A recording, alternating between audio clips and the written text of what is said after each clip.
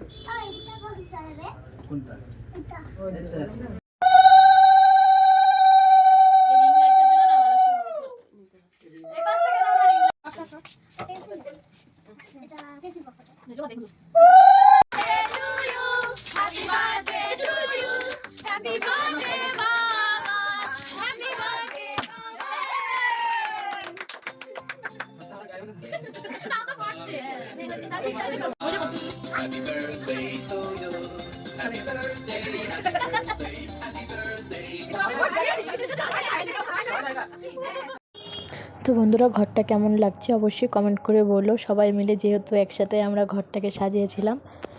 তো এই যে আমাদের বার্থডে বয়। চলো টাটা, সবাইকে জানাচ্ছি শুভরাত্রি।